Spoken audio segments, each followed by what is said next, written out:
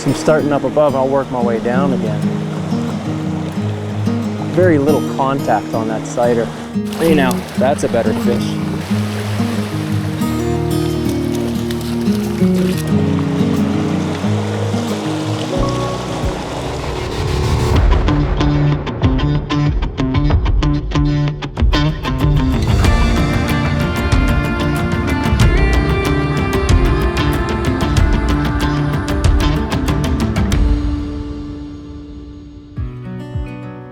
So I spent the last 2 days traveling and fishing some waters that I hadn't fished for a long, long time. And while the adventure was solid and the fishing was fair, there were too many posted signs and too many distractions that made filming difficult. I've learned one thing for sure in the early stages of this fish and film project. You can't force it. The story has to be there, and the fishing has to be there. Some days work out, but most don't. So I was happy on this morning when I set out at dawn to find fog and cloudy skies with great flows in a favorite river. Everything felt right, and the potential for a good day felt almost inevitable. So I fished yesterday, but I kind of got my butt kicked. I traveled quite a long way. Kept running into, I don't know, people, activity, cars, sun. It was way too sunny. And it was cold. You hear all those excuses? It was fun, kind of. But just too many people, too many things happening. So I'm glad to be kind of back into the woods today. So the terrestrial bite does seem to kind of tapered off. It might pick up again. But I'm gonna throw nymphs. I love these conditions. It's kind of foggy. It's a lot less sunny than it was yesterday. And I'll take it. I'll probably fish nymphs in a bunch of different ways, because I like to, and because sometimes you find that they'll eat them in different levels of the column, just different looks, not just different sizes and shapes and types of nymphs, but different ways to drift them. Just gonna give it a shot.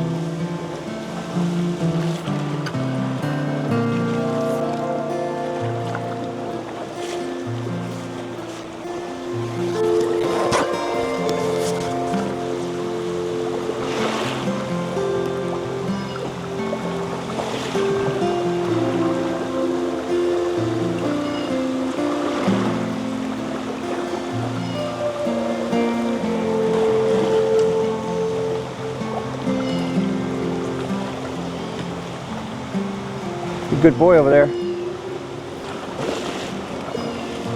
Gotta watch those sycamore branches.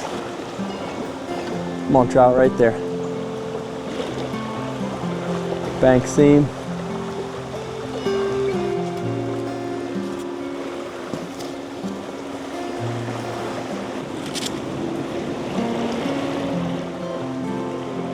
So this is what I call pure tight lining with nothing attached to the leader but the flies themselves. You could call it Euro nymphing.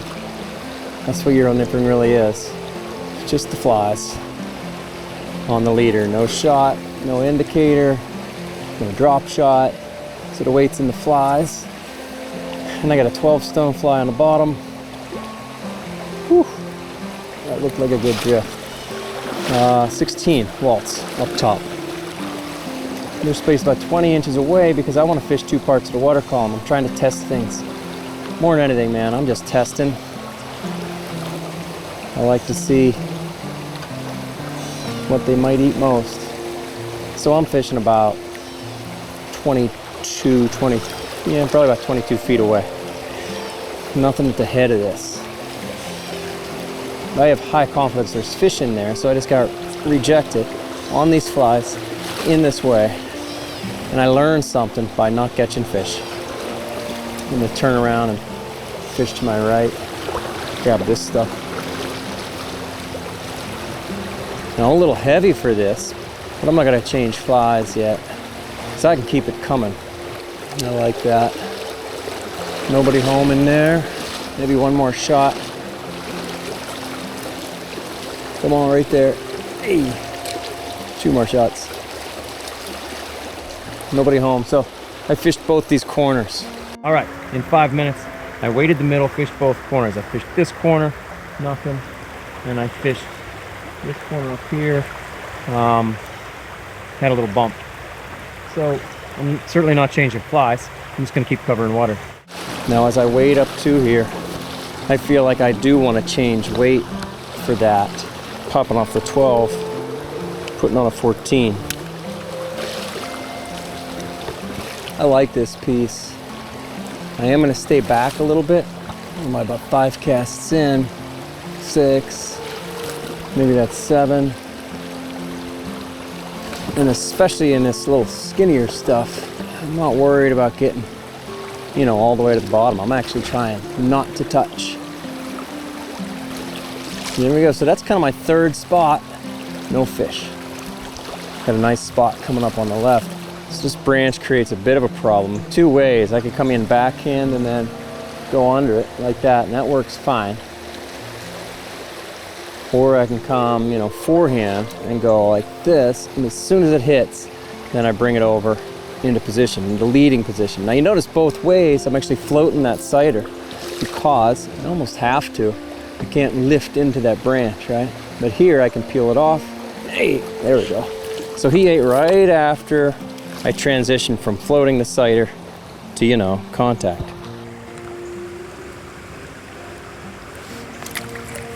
There he goes, bud. All right, now really because I'm floating this cider, I'm gonna go ahead and put a little bit of grease on it, right? There's the backing barrel too. So there's, yeah, tapered cider. My standard one is Red Amnesia to Gold Strand. Both of those are 10 pound. And then I have a quick piece of pink 1X. Now it'll float a little better.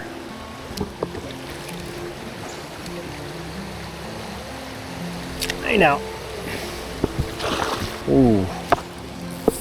He ate pretty low. And he ate the other fly.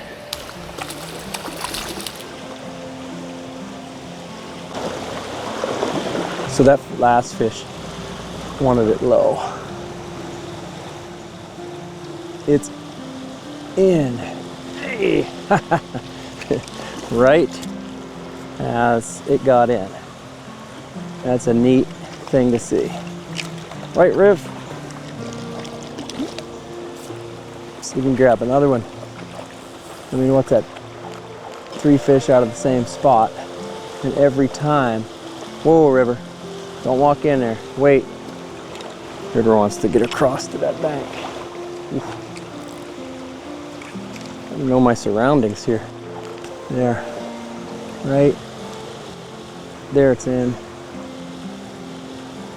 Hey. Nope. So that's going to happen too. I mean, I'm going to hang up on the bottom. I like this. That's a long fall. Not getting down in that strike zone at the head of this run. It's so deep. But I'm still gonna see if they'll eat on, there it is, it's in. Hey, I still wanna see if they'll eat on the drop.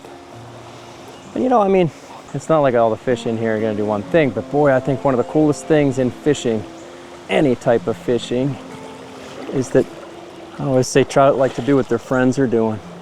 You really do find groups of trout feeding in the same ways. Are they responding to environmental conditions?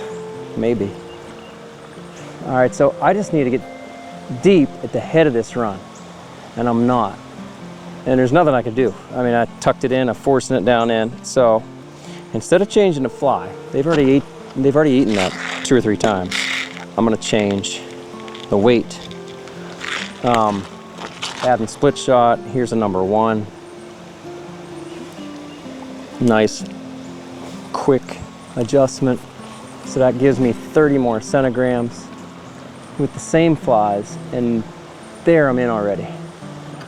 Tuck it in. I might not catch anything out of here, but I'm gonna get down. I got that tree again. I need to back up, give myself a little bit of room, make that cast. So I just have to have more weight, that's a nice tuck, to get down sooner. And instead of changing the weight of the fly, I simply added split shot. There, that's the one I wanted. Nice. No fish in there. Nobody hungry, nobody home. Somebody spooked. I might have spooked him coming in there.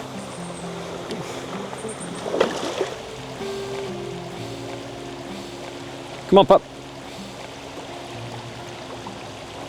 So think about this. If I really wanted to just go catch the next fish, I'd get up there in the riffles.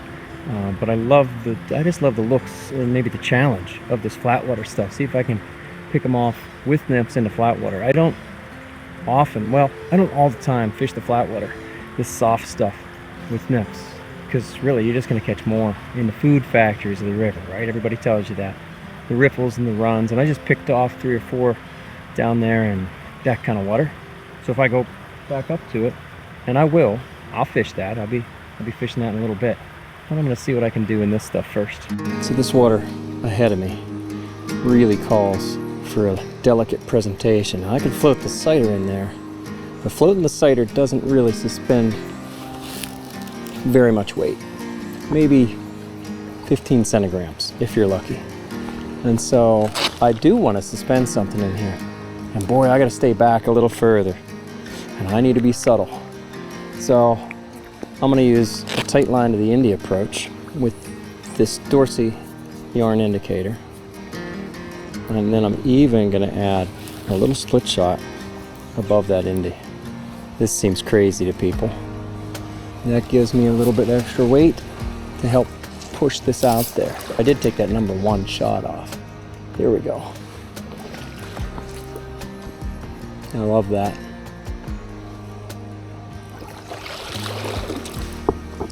There we go. So the key to this leader is that it can push things around. It's got enough mass to push things around like a fly line. And yet, once that hits the water, watch, I can stay tight to that Indy. So I have no influence over that Indy. I just barely am in touch with it. I don't have to mend. It's a very clean system. Now there's a limitation. That's about the maximum distance, but boy, that's a good distance. I'm at about 30 feet with this. And if I go any further, then I do have to lay line on the water, but that's all right because I can mend this like a fly line too. Watch, that's a little further. Watch, I can mend that, mend that, mend that. You can do little hop mends. More than hop mends, you can do all kinds of mends. They might not eat in this soft stuff. This would be nice for a streamer. Hey now.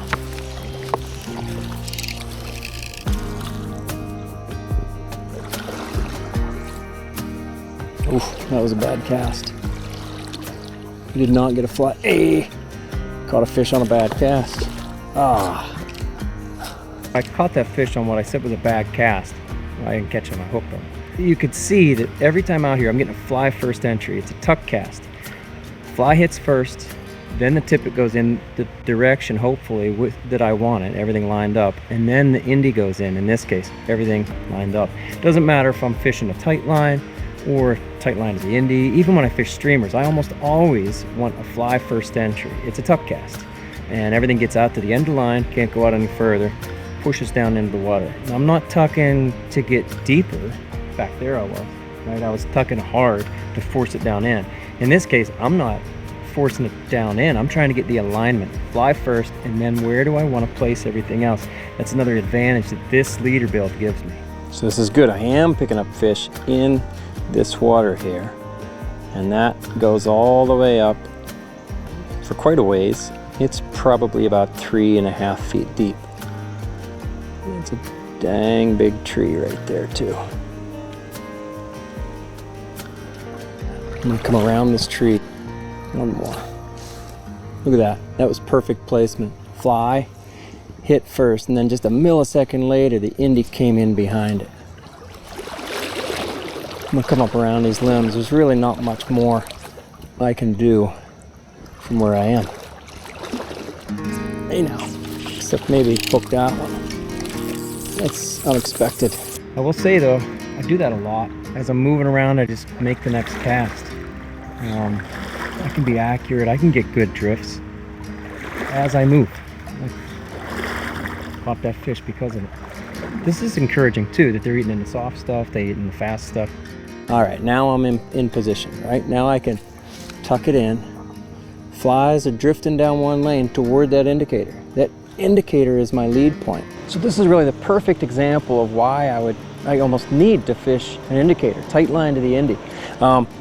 There's no way I can wade right there, wade into perfect position so that I can have everything tracking toward the rod tip down one lane. If I fish it from right here, everything's gonna cross seams. I'm 35 feet away from that bank, but I really want my nymphs in there.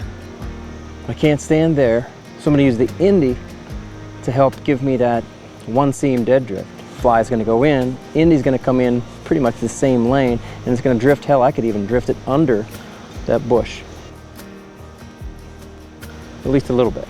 Really, the Indy's just gonna give me a look, an opportunity that I couldn't get any other way, not with a good dead drift. And I just don't know that I was deep enough, low enough for long enough. Now that's perfect. You can see it goes in, the fly goes in, then the Indy lands in the same lane. Now that's easy to do if you fish upstream, like this. This is easy to get everything in one lane. And you don't have to work on it much. So it's not as critical here. But as I fish further across, it is critical that the fly goes in and then the Indy travels over into the same lane. Some of that happens by dropping my rod tip, by casting a little bit to the side, laying it down a little bit. Now these are good drifts. Because they ate behind me here, downstream of this, I'm surprised they're not eating right there. These are good drifts, but I'm not gonna spend too much time in this water. Who knows why? Maybe a deer just crossed here before I showed up. What do you think, Pop? How come we're not catching them out of there, huh? I mean, that's 35, 32 feet away, maybe. Here, I'll measure it. 10 up and 10 back, right? If I stretched it all out, 10 up, 10 back, 20. 22, 24, 26, 28, 30, 32. It's like I know what I'm talking about. Here comes the sun. See this? Here it comes. Day's gonna change here pretty soon, although the sun is behind me, and I'm all right with that, right? I kind of chose this spot on purpose. Yesterday I made a big mistake, and I was fishing right into the sun in the morning. The action was terrible. Drop that, let it slide under. Woo! Come on, trout, hey! I was just gonna say, they wouldn't need it. That fish ate so far downstream, it makes me wonder, did the fly just finally get low enough? In the first spot down there, the water was just shallower. And here it's a little deeper and a little faster, and I could see that my fly isn't really getting down in the zone, in that strike zone. But maybe it finally did. Maybe he just liked hanging out right under those limbs. Now that the water's picking up, now that I'm getting upstream, kind of into the currents, I'm starting to think about going back to just pure tight lining, because I could see I'm not getting down in. I am gonna slide this Indy up. That doesn't take much. Just kind of giving it maximum distance. I slid it up about 14 inches. Before I give up on the Indy approach and hit some of this water that I almost need it for. And here you can see I have another branch where I can't wade over into that spot. I can't stand there to get the nice bank stuff and the stuff that's even a few feet off the bank. I can't get a great dead drift without the Indy. I really can't. Everything is gonna cross lanes if I'm outside of my rod reach, meaning more than one rod length over. And here I'm already 15, there's about 16, 18 feet across. You can see how that's not getting in either. We'll talk about that in a little bit. So let me break out of the main video here for a minute and really show you what I mean by this tight line to the Indy technique and why it's so important. Something we call the golden ratio of tight line nymphing is I am now one rod length away. That yellow line is a good example of this. Yellow line is where I can fish effectively. One rod length over, then I can fish 2 or 3 rod lengths up even. 3 would be about the maximum. But the important point here is that one rod length over is your really maximum distance for getting true dead drifts down one lane. It's really the tight line advantage. And there's great things about that. You have excellent control. You can come down one lane. You can have control of everything. But there's a downside to it too. I can get this yellow line, but I can't get that white line. Not cast it over there and have it stay on there. Because here's the thing to understand. That rod tip controls everything. That's the tracking point right now. If I'm pure tight line with no Indy in there, then the rod tip is the tracking point. And that's great for hitting the water that's here on this yellow line, but it's not great for getting clear over to that white line. I can make the cast out and over there, hit that white line, and then the nymphs are gonna track toward my rod tip. Now, leader build for this doesn't make much difference. You can go clear to a micro mono rig, it's still gonna track towards your rod tip. That's the tight line principle. You can try to introduce some slack and all that. Things become problematic when you go outside of that one rod length over range. It's really what we call a cross lead. It starts in one lane and comes over, tracks toward the rod tip. Now here's how you solve the problem. Instead of casting clear over there and expecting everything to, or hoping that everything stays in one lane, we use a bobber, an indicator. And that is gonna stay in one lane as long as I keep the tension off it. And that's pretty easy to do when you're tight line, no line on the water, to the indicator. So I'm back here, and again now I'm gonna cast, the flies land upstream of that Indy, and then that Indy tracks down one lane. What's gonna move it? Nothing. I'm not gonna move it over. It no longer, the bobber doesn't track toward my rod tip. It's kind of into the surface. It's the surface tension that kind of holds it in place. And the flies now track toward the Indy instead of tracking toward my rod tip. That's the key. So that's tight line of the indicator. That's what I'm talking about. So I'm looking for the speed of the indicator, and I see it's going bubble speed, right? Because this water is deeper and faster. It's going bubble speed. It's not slowing down at all. There's a little slow down. You can see that. Keep an eye on that Indy. And it never is really slowing down, so I'm gonna add weight just above my point fly. Now let's watch the speed of the Indy. There, it's slowed down. See, even the leaf's going past it. All right. That's all it usually takes. In this case, I added 20 cent. There, it's in already. In this case, I added 20 centigrams. I don't care about the bottom. I care about the strike zone. There, it's slowed down. Slower than the bubbles, slower than the bubbles. I've had pretty good success. There, it's slowed down. I've had good success in the strike zone. Hey now. And I haven't had to touch the bottom to catch fish. The sun's definitely starting to come out. So I'm taking the Indy off because this water's more suited for tight lining. Now I'll pure tight line in any water, and I will throw the Indy, and I mean it, any water. Well, one of the things that's happening is the Indy isn't quite letting the fly get to depth as much. I'm gonna now tuck it in and do what I call a lift and then lead of the rod tip, I mean. Now, just because the Indy is attached doesn't mean that the Indy is dictating the speed of the flies. If you set things up right, and if you do the tight line of the Indy approach here, what you really get is that the flies are bossing the Indy around more than the opposite. So the Indy's on the surface, but it's not gone surface current speed. I was seeing that quite a bit. It was slowing down, slower than a bubble, slower than a leaf, right? And the only thing that slows it down is the influence of the flies underneath. So it's not just towing the flies at surface current speed.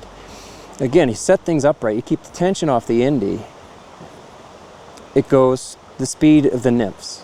But when you take the Indy off, you often can get deeper sooner, and let's say more effectively than you can with the Indy on.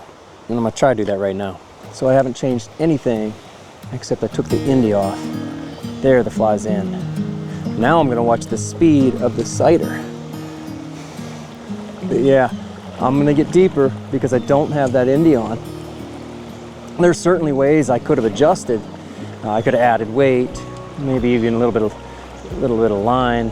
There are definitely ways to get down in this with an Indy.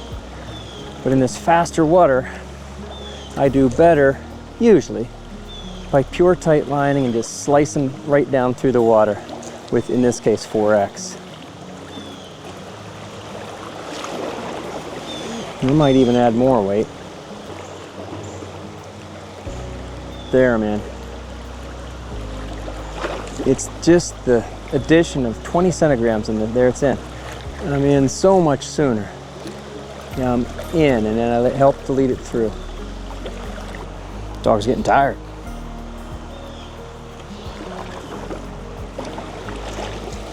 Come on, trout, right there.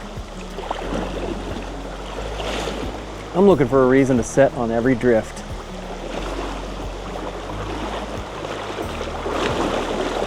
Right there. I'm gonna set up a cast. Love this, here we go. Nobody.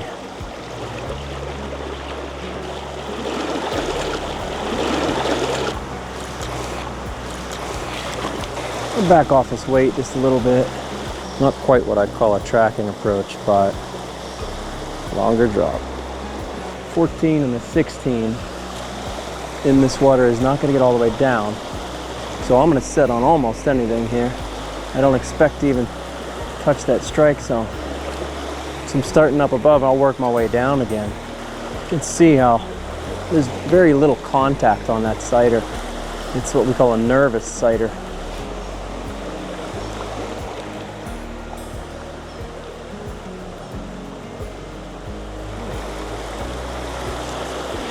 River, go ahead. Right here, they're gonna eat that. Oh, that's a long drop.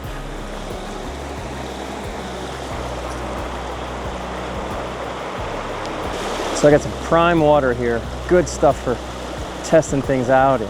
Hey. And there's a long drop. Never did get into strike zone there. I love where it bends around, curves in. You know there's fish in there. And I know I'm not getting down into the strike zone either. So I'm gonna add a little bit of weight. Put this number 1 back on and get back to fishing.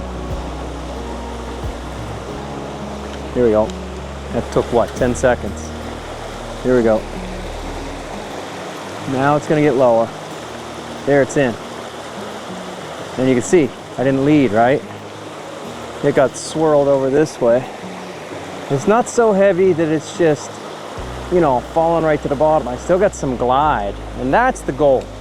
It really is. That's the goal when you're adding weight, whether it's, you know, a heavier fly or it's split shot. You want to get down in there and then just be able to glide through. Boy, they ought to eat that. I need to change flies here. And that's something. The sun hits the water and it's game over. It's green weenie time. Lift and now lead through. Hey! There we go. Eat the green weenie.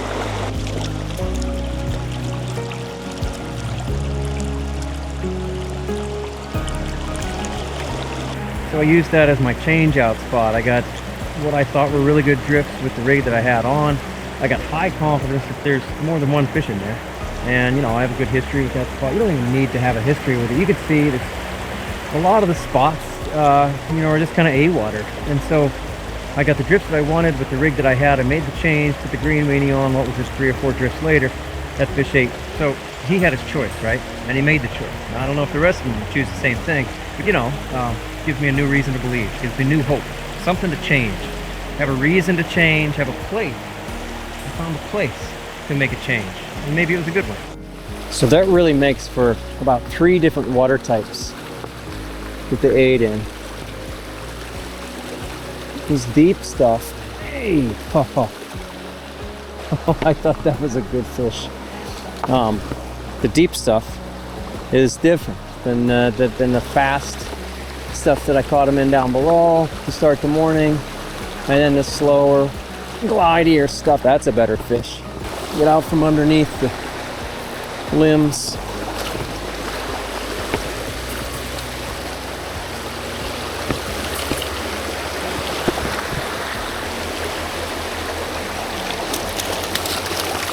Hey now.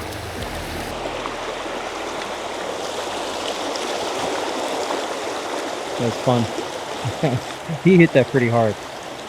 it had dropped into position. I was leading through. So when you're leading, you have a little bit of extra contact. And I felt them hit. I love that. Underneath those branches, just good stuff. Good water. I think it's fair to say that that soft water over there is well suited for an indicator. Tuck it in. Here we go. Whatever it takes to keep the tension off the Indy. River. We fished 3 days in a row together. He's a little beat. I'm trying to cover all of the lanes that I can from here before I make the change. Right there, right there, right there. So I'm not seeing the, hey now, seeing the slow down until there's a rock right there. So I'm gonna take the Indy off. Come on, hey, there it is. Boy, that fish ate just as soon as the fly hit. That's the first, what I call reaction strike today.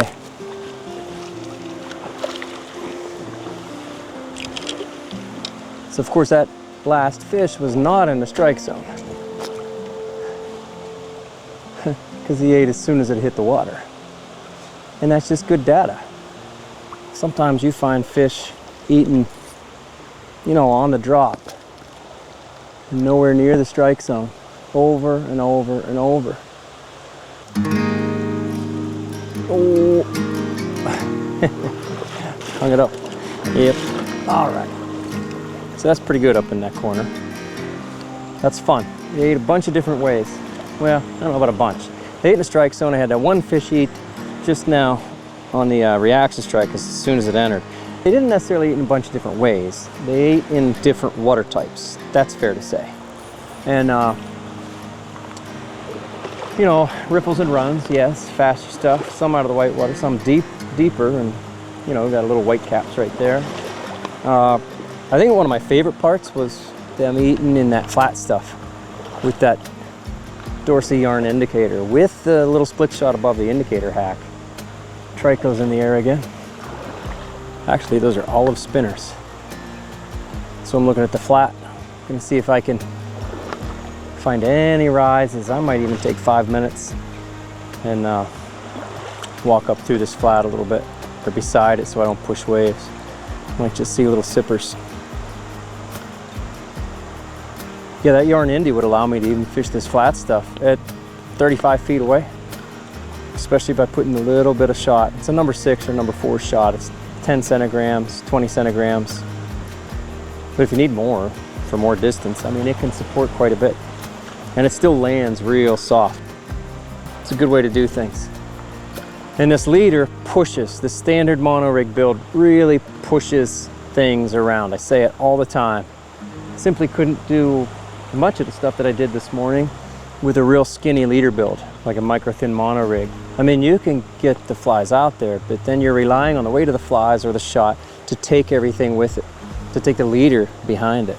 This leader pushes like a fly line, and you could see I was even able to mend with it, just do different things that you couldn't do with just any mono rig leader build.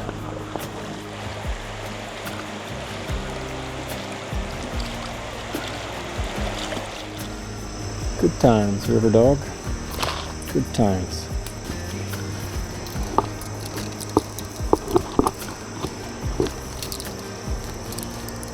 There you go. Let's go for a walk.